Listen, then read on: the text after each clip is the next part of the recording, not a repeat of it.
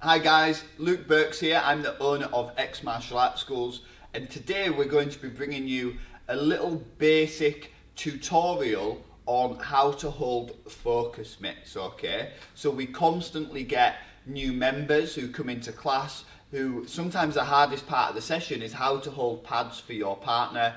We constantly get parents of our members asking, how can I hold the pads so I can practice with my child at home more? And when he does want to practice, I don't know how to hold the pads and I'm telling him to do it wrong. So we're going to put a little video together today.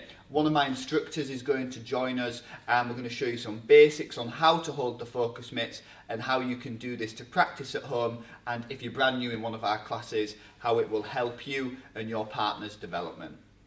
Okay guys, so I am now joined by Mr. Watkinson. For those of you who don't know him, he is the chief instructor here at our HQ in York, and he's going to help us as we go through the basic fundamentals of how to hold the focus mitts, okay? So while I'm working with Mr. Watkinson, I want you to imagine that I am his opponent, okay? So we're sparring or we're competing, he is against me, okay? So I dictate everything. Alright, so that means if I am left side forward, he needs to mirror my stance, okay? If there's a set combination that your partner is doing, so say that set combination is left foot forward and it is jab, cross, lead, hook. I then mirror the stance to make it easy for him, okay? I don't want him to be left foot forward and I'm right foot forward, because this is where we clash and I'm too close to him here, especially when he starts kicking, okay? So I mirror the stance, but I'm the dictator, okay? So if the combination requires me to go right foot forward, he would then mirror my stance, okay? But for this basic combination, so we'll do the jab, cross, hook. He's left foot forward, I mirror his boxing stance, okay? And we punch opposite pads. So we punch opposite focus mitts. They come straight back to our chin. So we'll show you it goes jab, cross, lead, hook, okay? So when you get proficient at pad holding, you'll be able to hold the individual pad. But when you're first learning, you might literally just put them up. So there's less for you to think about, okay? So again, as it's jab, cross, hook, he's hitting with his left arm, I'm putting my left up. Jab, right cross, left hook, okay? And I'd like you to look, I want you to imagine that I'm holding pads for you now, okay? So you're the exact same size as me, I am your opponent, and these pads represent your target, okay? Which might be my head or might be my body. If I go jab, cross, lead, hook, this is unrealistic, okay?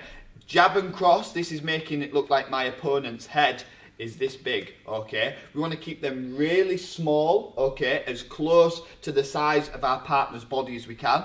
And when I did the hook punch, it wasn't out here, I brought that in line, down the center, okay? So again, I'll show you that with Mr. Watkinson. It's jab, cross, and the lead hook there is right down the centre, okay? So that's one mistake lots of people make. You need to bring these pads in nice and close. Okay, so we've just talked about mirroring our partner's stance and bringing the pads in nice and close so they're not super wide, okay? So that first combination we did was a jab, cross, lead, hook.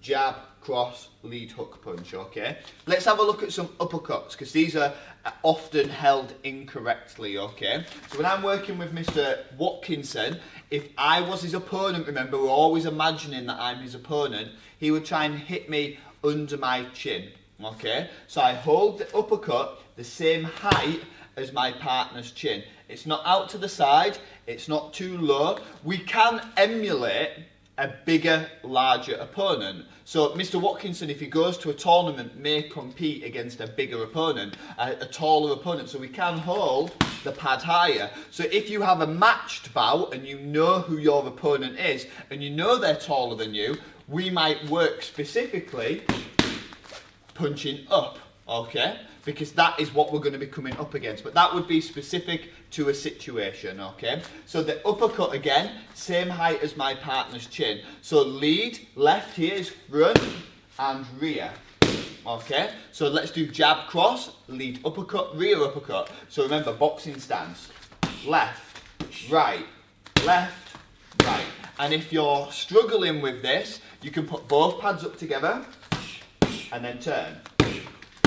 So a downside of doing it like this, okay, is if your partner is quite new. They might be confused over which one is jab and which one is cross, and then which uppercut they should be hitting with first in the combination. So by showing them just the pad they need to be hitting, that will guide them, okay? So when I bring this pad up, Sam knows that it's not a cross punch. He knows that it's his front hand he hits with first, okay? Because it's left and left. When they're both up, if he's unsure, he might fire the wrong hand, the wrong technique to the wrong pad, okay? So I try to go 1, 2, and just show the pad that is necessary, okay? Okay, next up, let's have a look at some kicks, okay? We'll have a look at a kick first from the boxing stance, because that's what we've been working so far. So again, I've mirrored my stance. I'm going to work a lead and a rear front kick. So the front kick, you want to pull your fingers back as far as you can and show the face of the focus mitt, show the face of the pad, okay? What's going to happen is your partner is going to kick that pad and there's going to be some force projected onto it. So if you hold it out here and there's a gap, they will kick that pad and it will end up hitting you anyway, okay? So we want to give a bit of resistance to our opponent, and we don't want to keep constantly getting hit. Especially if they kick upwards, you could get struck in the face. So you want to tuck this in. I tuck it into the hip. I put 2 pads on there because I know it's going to be strong, again to give a bit more resistance, and I'm going to pull my fingers back and try and show the flat of the pad for the front kick. We don't want our pads pointing down because our opponent would end up kicking upwards, and this is incorrect and it could hurt their toes, okay? So again, we pull our fingers back and we go push. So fingers right back. And I've been holding pads for a very long time. I've been involved in martial arts for nearly 20 years now.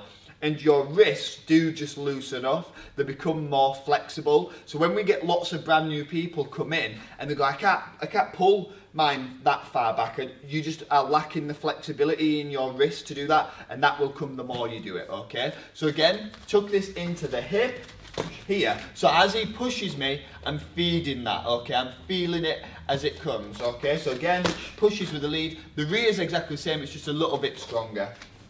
Okay, can you see that push there? So I want to lean forward a bit and have that stronger stance. If I have my feet together, I'm completely off balance. So again, I match, I have a nice strong boxing stance, and I hold here with a nice strong kick, okay? So that's the front kicks. Let's have a look at some kicks from a kicking stance now, okay? So a kicking stance, Mr. Watkinson is now fully sideways. And look what I've just done. I have mirrored his stance, okay? I don't still want to stand like this. I want to mirror the stance, okay? So here, as he roundhouse kicks, I'm in a very similar position. I'm sideways and he can lift and roundhouse kick, okay? This is really important as well. Let's just go back to a boxing stance and I'll shuffle you back a little bit. We're going to go jab, cross, lead, hook, rear roundhouse kick. So this is very important when we've gone jab, cross, lead, hook. I don't want to just take a step back like this. I need to take a full step back, but I then go right into the kicking stance, just like he ends up in, wearing that mirrored stance, and that is to get myself fully out of the way, okay? The more sideways you are, the less likely you are to get hit. So obviously avoid holding pads too close to your face, and we're trying to mirror exactly where it should be, okay? So for the roundhouse kick, we're fully sideways. Very similar for the side kick, like the front kick. I put it into my hip, pull my fingers back, but rather than being in a boxing stance like this, I am now on my side as well, okay? Unless it's going to be a very strong kick, and then I might need to be in that boxing stance just to give it a little bit more, okay? So the last kick we're going to work individually before we work a few combinations with you is an axe kick, okay? And I'll just get Mr. Watkinson to show you an axe kick so you're very familiar with it. So as it swings up, it comes down and it lands to the front. It's a very strong kick and it requires lots of height. So now if we work that on the pads, sir, okay, I need to put the pads down like this. When Mr. Watkinson's kicking, he's aiming for my head. That doesn't mean I hold the pads up here. This is a bit different. If he was roundhouse kicking for my head, of course, I would hold the pad the height I would like him to kick. If I wanted him to jab to the body, I would put the pad to the body, okay? It's a bit different with the axe kick. You don't have to hold it up here. He needs to swing the kick that high to generate momentum and power, but we don't want to hinder him bringing that kick down. So I'm going to hold it here, and he's going to swing and kick all the way through, and as his foot or heel hits my pads, I'm just going to take the impact away a little bit, because if not, it will jolt you forward and it can jar your shoulders, okay? So whichever axe kick you like, lead or rear. Okay, so that's a very strong kick, so it's important that I drop through, because even then with a little bit of a drop, I felt that in my shoulders and in my neck. And if you're not training very much and you're unconditioned and you get with a big strong guy or a big strong gal who's going to hit the pads, okay, you don't want that to happen. We need to do this in a safe manner. So as we kick the pads here, again, we drop that out. Be careful not to do it too early, because then they can become injured by putting everything in it, expecting to hit a target, and that moves, and that can jar their leg out. So we don't want that, okay? Let's just go jab, cross, rear, axe kicks there. So we, again, single pads if you can, and then here, rear axe kick, and we drop forward, okay? One more time. Good, okay. Can you see that? It's a very strong kick. So you've got to have a little bit of resistance so they know that they've made contact. But again, we don't want to injure ourselves, and we're just dropping the pads out as he lands that kick. So let's work a couple of combinations, guys, to finish with. And we're going to really focus on changing from a boxing stance to a kicking stance, taking full steps back that we've already talked about, and different levels as well. So working techniques not just to the head height, but to the body, okay? Because the pad person plays a very important part in that role. So when I'm working with Mr. Watkinson, our first combination, we're going to work 2 hook punches off the same arm, the lead arm, and that's going to be a hook to the body and a hook to the head. So make sure that there's a big enough difference, okay? Hook to the body needs to be here, just above the belt. So it's here, hook to the body, hook to the head. Okay, so we've got a big gap like this. I'm just mimicking my partner's physical appearance. So I'm mimicking their body and their head. Okay, you don't want it to be here. I understand the chest is the body still, but let's exaggerate it and get them moving. So again, here, hook to the body, hook to the head, fire with the cross punch. Okay, one more time. Hook, hook, cross. And all of these pads are nice and tight. The cross punch, you might notice here, a little tip, that I'm not just putting the cross punch here, I'm going here and making him reach, because then this extends his technique. A lot of people will get a cross punch wrong by going cross, and that's the right technique, but they're not engaging their shoulder, their hip or their heel, which would then generate them more power. So if I get my partner used to reaching for that cross punch and really twisting, now when their target is actually here, if they reach for it, I can feel that one. This one's not that strong, okay, because his technique is happening here, all of his power. By the time he gets to that pad, it's ran out. But when he's against somebody who isn't stood here anymore, they're stood there for the cross punch, they're going to really feel that, okay? So that's just a little tip. You can reach a little bit on the cross punch, okay? So the next one we're going to work is jab high, cross low, jab high. So again, we're working heights.